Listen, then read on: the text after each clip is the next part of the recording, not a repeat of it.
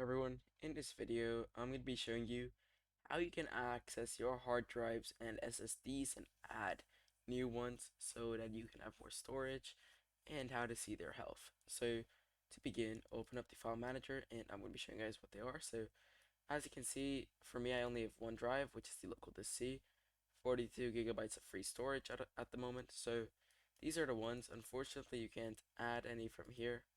You can right click and get the properties. So this is the properties, but I'm going to be showing you guys a far more advanced way. So we're going to be pressing the Windows and R button.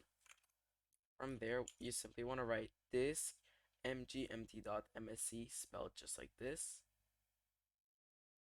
From there, once that is written into the console, what we simply want to do is press on the OK button. From there, it should open up the disk management. Simply maximize this.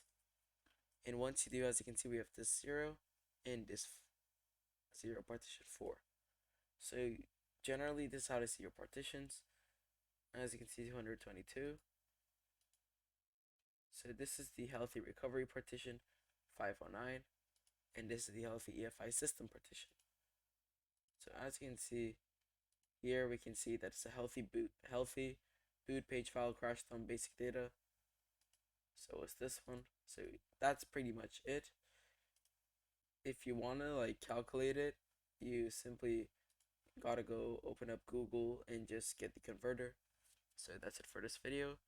One more thing I do want to show is that this is the unallocated and this is the primary partition. So this, as you can see from me, they're all allocated. Here is the basic. So that's it. Thank you guys so much for watching. If you did enjoy, make sure to like and subscribe. And don't forget that bell icon so you don't miss any of Growmore Tech tutorials. Other than that, I'll see you guys in the next video. Goodbye.